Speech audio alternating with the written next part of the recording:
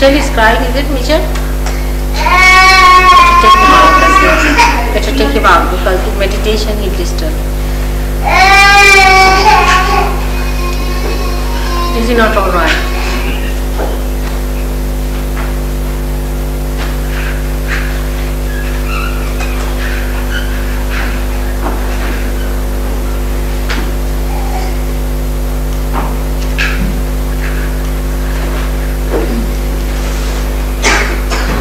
No questions? How important is colour in our lives? How important is colour in our lives? Colour, which is important if you understand the value in vibrations. See the colour, any colour that you use with other colours gives a coefficients. See, a painting, so for example, every painting is valued according to something artificial in normal human life. I don't know how they value it, but in the spiritual life you value it with a vibratory point of view. For example, you see a painting, maybe abstract, maybe any kind of a painting, and you put your hands towards the painting. If the person who has painted it is a realized soul, for example, I will say Michelangelo, he was a realized soul, and he's done the Sistine Chapel. If you see the Christ he has made, is absolutely very near what Christ was. But other people, you see, they make Christ in such a horrible way that bad vibrations coming, and I mean, I don't know how people like it, but some people say, oh, it's very great and it's very valuable. I just don't understand. It was nowhere near Christ. It is not good colors, and it's the inside, the filth inside. You see, people are trying to express. For example, to show Christ in just like a skeleton, it's sadism. How can a person who carried a complete cross be like that? You can imagine. You see, he was a healthy man. Not healthy, he could take 5 of modern people and just swirl them in the hair. You see, he was such a powerful personality, and such a man can only be non-violent. And his non-violence has a glory, isn't it? What is the non-violence of a person who is already a weakling? So they show Christ such a weakling, I can't believe it, and I just don't understand from where did they get the ideas.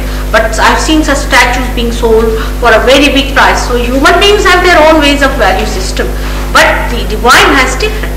So the color also plays a, you may have colors, like red color is now, people, according to the psychologists who are quite stupid, I must say, is very bad. According to them, the red color is, no, but it is not. Red is the color of the mother, because the first light in a mother's womb is red. The child sees the red, and that's why it has the smallest, what you call the wavelength. Anything that you want to attract the attention, you see a cricket ball is red. If you have to say danger, it is red. And the red color has its own value. The white has its own value. But in human mind, it's very different. You see, they have their own nouns and forms and things like, you see, they have got, now you must eat with, say, fork and knives. Now the fork and knives must be kept like this. If you don't keep like that, then you are not elite. See, like that. So in the same way, even in art, they have done this kind of a mischief. That this color is nice, that color is nice, you must have everything pastel. Now they're changing, because first they used to say, all right, we can have blue. This must be an old one. So they say, all right, let's have blue or some sort of, especially the grey color. You see grey. Now the whole sky is grey, everything is grey. Why do you want to have grey on your body? Also is growing grey suits, isn't it? We used to have. But now they have realized there's no warmth in grey, in blue. So we must have something warm. So they want to put red. They are realizing gradually, see. It's all right grey for Indians who are so full of exuberance, to give them a little balance, let them wear some grey, it's all right. But for people who are in England, I think grey is too much. I mean, it's a headache to see any more greys. And when you see the yards and yards of greys walking in these parties I see, I'm really shocked. And especially you have those dresses from, borrowed dresses that you wear, you see some look so odd and so clumsy in those dresses. They're walking about, see, they think they know enough themselves. They look really clownish, see. But these forms and these things we have created, human beings. that this is the form which is the best. You must wear a tailcoat. Alright, tailcoat looks nice, but not in grey by any chance, I can tell you. If you wear a grey early in the morning, it's not, I think it's rather not being nice to God, because how I do show grey on a nice sunny morning. You should wear something nice red. Okay. Alright, so it is very diverse and beautiful, but one must enter into the realm of the spirit. Then everything forms, see, just like magnet, when you put the magnet through, all filings go into proper direction. In the same way, the whole thing becomes so systematic and understanding. Immediately you know which place is giving vibrations, which is not giving vibrations. Even the chair you can make out, everything you can make out. It's very interesting. Even the forms. The other day only I told about Mona Lisa. If you, I mean, according to the modern ideas of beauty, where you have just mosquito-like women you see walking, the Mona Lisa seems to be an ugly woman. But still people are attracted towards her. Why?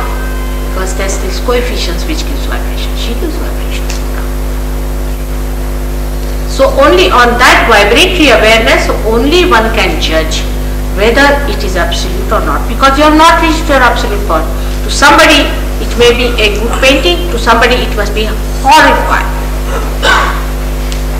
Yes? I noticed that when you're talking about that 80-year-old woman who's riding the horse, that you laughed. It seems to me that we all do it in society. Why do we all laugh at other people's suffering and ignorance? Suffering.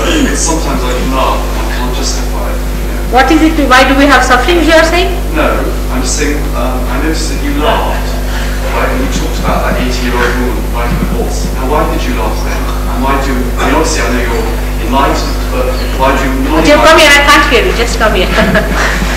You're saying something nice, definitely, but what is it? I don't know.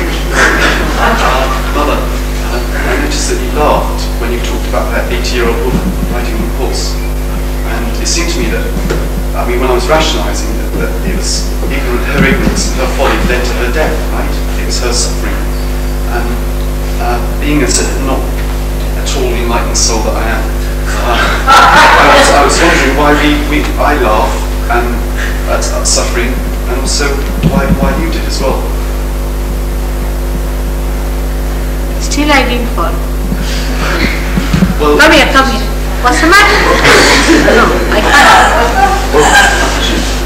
You talked about a woman riding a horse.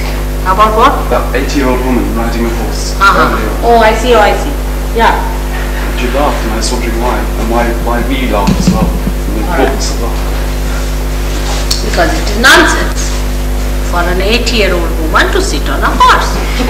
See, you're not supposed to sit. You see, ask any wise man, say from India, get a villager, he will just laugh, no? That he wouldn't understand why an 80-year-old woman, you see, poor that horse, how far can it look after that old woman? Why to trouble the horse like that? See, an old woman should know that she is a liability on a horse. And she should not jump onto a horse, isn't it? It's simple as that. You see, an old woman should behave as she's old. She should accept her old age. It's a very great thing to be old, you know.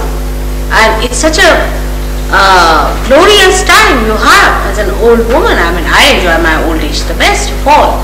And I think it's a great thing to be old. But to behave like a child of, say, 15 years and getting on a horse when you are 80 years is wrong. That means there's no sense of proportion. One must mature with time. You see, the maturity must come. Like my grandchildren would like to play with the little cars, alright? Then my husband would like to play with his own car, which is a moving car. Maybe I may be sort of a little bit too oldish and over mature. May not like to play with these things. I may like to play with your kundalini. So it's stupid for an 80-year-old woman to get on top of a horse. It's absolutely stupid. As it's stupid for a little child to get on top of the house. See, everything should be done according to the age. It's only why she got into the house. Why? What is the need? Only because her ego is there. Simple thing as ego. She doesn't want to accept her age. She doesn't want to settle down as a mature old lady. It's nice to be very old. She doesn't understand how nice it is to be old. In this country only, I don't know why people ridicule, but all your leaders are very old. Surprising. I mean, Margaret Thatcher is slightly older than me. All your leaders are old, and why do you ridicule old age? I don't understand. Unless and until you are old, you are not going to be accepted as leaders even in this country. British are that way quite wise. I think only William Pitt was the man who was very young, and it's something so remarkable. I mean, old age is very much respected in a way. And you must respect your old age, not to behave like a little boy of 15 years to get on top of a horse, you see. And this horse must be nervous, I'm sure, because horse understands who rides. Alright? What I was trying to tell, that how people become stupid and they don't understand they have been stupid because it's just ego. Why do you laugh at ego? Beg pardon? Excuse me, why do you laugh at ego? Laugh at on stupidity, what do you do? I mean, you can only laugh at people who are stupid. We can only laugh, isn't it? What else can we do? They are stupid, startlingly stupid. Because, you see, this woman could have taken to Saj Yoga, she could have got cured, she could have been alright, she could have helped people. Instead of that, she's spending her time in going on a horse. Now, she's done it that long time back. Why is she doing even now? Why does she think that there are very few years left for her? It is important, these are very important years. Let her do something sensible. There's no sense in this. The only thing you can do is to laugh. There's no sense. What is the sense in going about on a horse like that? It's a possession of the ego, I think. Horse is horse or motor car and all these things are a thing of ego. I know of a lady in India, her husband was a governor, and I used to think she was a sensible woman. But as soon as he retired from governorship, she died. She came down from the horse. Isn't it good to laugh? Isn't it good if one looks after mental patients and all the crazy little things they do? We couldn't look after them if we didn't laugh at times. Yes, that's. We have to laugh. You see, we have to laugh at many things. It's a joke, you know, all the time.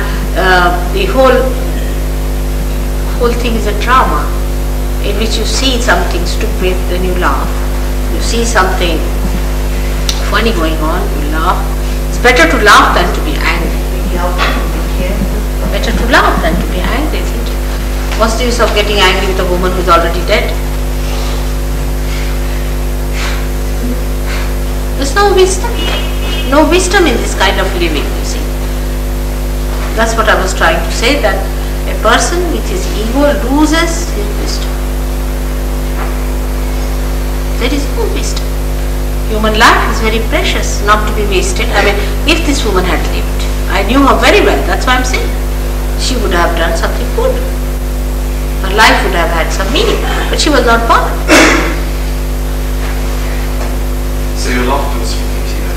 But pardon? Your laughter was from pity then? You see, I laughed because what am I to do now?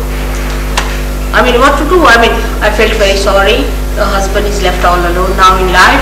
He doesn't know what to do, and I don't know what to do, because the husband is a very nice man. He's a very big man in the country.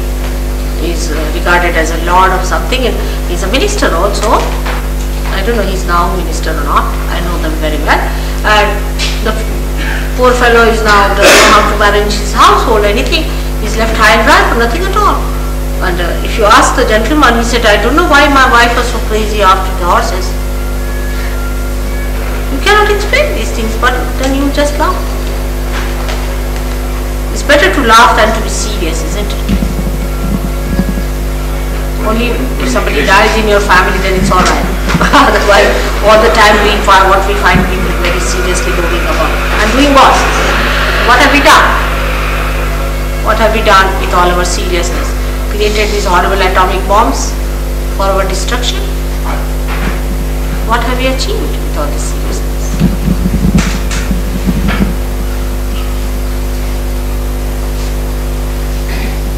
We must laugh when one must laugh, and really enjoy the play of divine. It's beautiful. When you'll open out more, you'll laugh much more.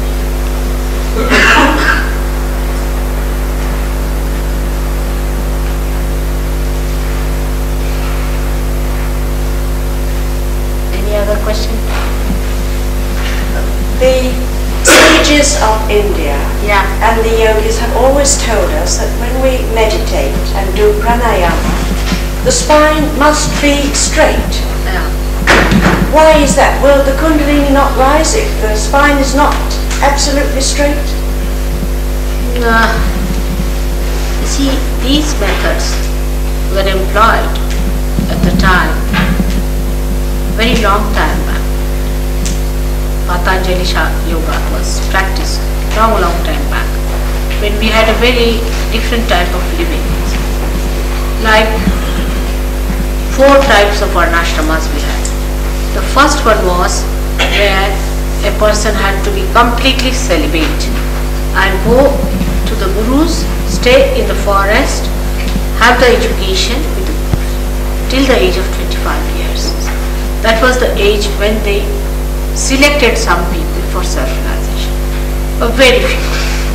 And then they talked to them about 8 things called as Ashtanga Yoga, in which one of them was called as Yama and Niyama, which meant the correction of the body, correction of the morality, correction of the behavior, everything. Yama, Niyama. Niyama means the laws. Now, in that, because the children, when they are small, if they bend their spine too much, they will develop in any case problems, in any case. So they said you must keep your spine straight. But this prana that they told was done after the establishment of spirit. You'll be amazed. Ishvara Pranidhan it was called as. It was called is the establishment of the spirit. Once the establishment of the spirit is done, then the kundalini starts moving. Then you know what is the center is catching. According to the center, you have to do a particular exercise. But the modern one is very different. I mean, that has nothing to do with it. It's just they have taken out only that part where you have to do exercise. And it's really maddening when I see that. That this exercise is something like taking all the medicine together without understanding when you have to take which exercise for which part and what is the need. Because unless and until the kundalini is moving, how will you know? So the whole thing is upside down. It would be something like without starting the car, you start moving your wheels and everything. So what people are doing today is absolutely opposite what they should have done. See, in the other way, I can say in another word, it can be that it is all artificial. Because the kundalini has not moved. First the kundalini has to move. First the Ishvara Pranidhana has to move. And this is the problem today, at least with the people who have done Hatha Yoga. Because I find their heart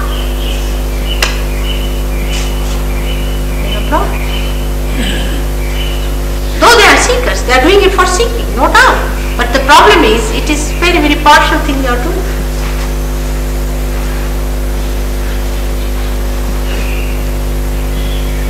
So the sages did say that your spine should be straight, our spine should be straight, no doubt. At least when we are growing, our spine is growing, that time it should be straight. Because if it is not straight, then you develop a sort of a bend, and it's not good. But the kundalini will rise whether you have bend or not. It will. Whatever style of thing you have or a pose you have, will get the kundalini rising. That's all. It's something special, I should say. It's being done. It's already predicted like that. I wonder if these people have the article which Govind has prepared after going through certain old books of Bhrigu Muni, has written about 2,000-3,000 years back about this special type of thing that will take place at such and such time. And they have said in 1970 this should happen, and I have started this work in 1970. Something special.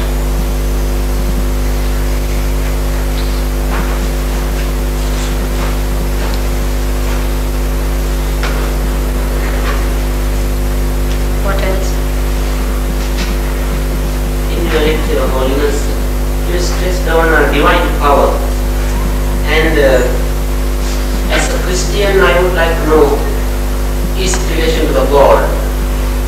And according to Christian philosophy, where he says, I am a perfect follower of Christ's philosophy, and he says the way you should enrich your spirit is by denying the flesh, completely including the sex.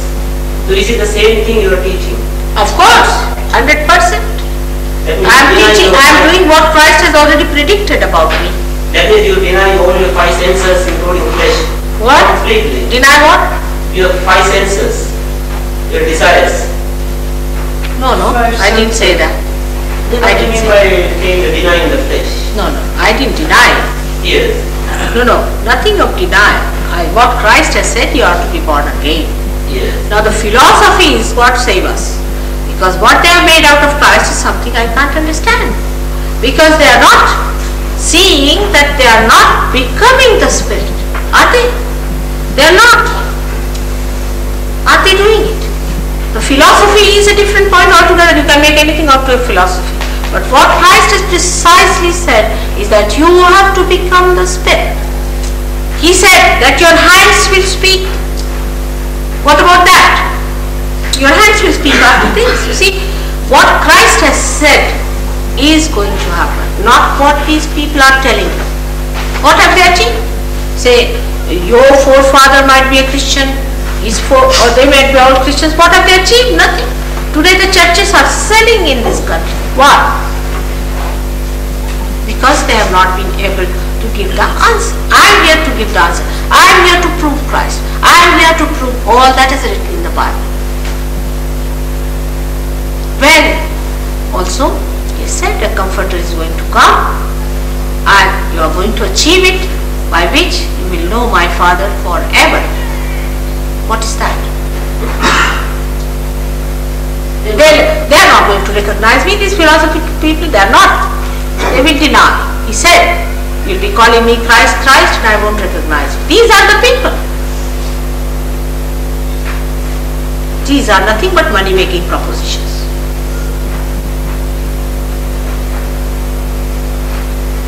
Simple as that.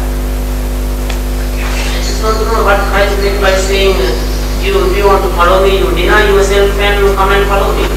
What is it? You deny yourself. No, I never said that. What were you listening? In the gospel, Christ says,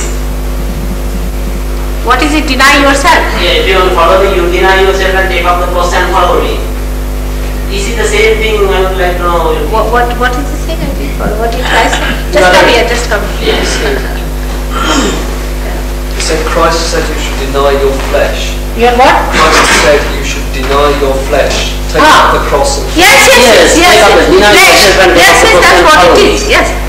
I would like to know, is it the same thing you are teaching? Of course, all that. My child, it is what he taught and what he promised. And I would like to know, how do you just deny yourself? you do not deny. Actually what happens, you become the Spirit. See, when you become the Spirit, you start seeing your body, your flesh outside. Yes, I understand. Alright? Yes. Let's say you are in the water. Then you are afraid of the water, you are in the water. But if you are taken in the boat, can you not see the water? No. But you are away from it. That's how. It happens. It's a happening. It's a happening again. Alright? What Christ taught, that's what I'm exactly doing. But not these churches. Take it wrong. I'm sorry to say it. In other words, self-denial. It's not self-denial, it's a happening. It's happening. You become a spirit and you start seeing yourself as a third person. Alright? It's a new thing that happens in your awareness, where you become seeing yourself as a third person. You just do not do it rationally. I deny myself, all that you do not do. It happens to your awareness, by which you start seeing yourself away from yourself. Then this body, all these things are not so important. What is important is the spiritual joy. That should happen. That's the real baptism. Actually you feel that coming up here and breaking it through. Actual baptism takes place. You see the whole force coming up and pulsating here and breaking this part is the actual baptism. It's not like somebody just putting your hand there artificially, now you are baptized. It's not like that. It's an actual thing that should happen. That's a real actual thing. Alright? May God bless. As it is said, the cold breeze, cold wind of the Holy Spirit. You really feel the cold wind of the Holy Spirit coming out of your head. Really feel. Alright? All these things have to be proved. Do you believe in redemption as well? Of course, this is due to redemption only. Due to redemption? Yes. Oh, that's all I know. But for that you don't have to confess anything to me. Nothing is to be confessed. Nothing. It just happens. Alright? It's such a... May God bless you.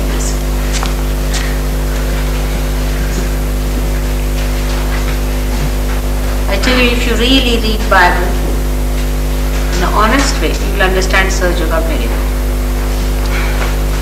You must reread it after realization. You'll be amazed how many truths have been covered by these so-called philosophies. It's really very sad what they have done to Christ. I sometimes feel it is the second crucifixion of Christ.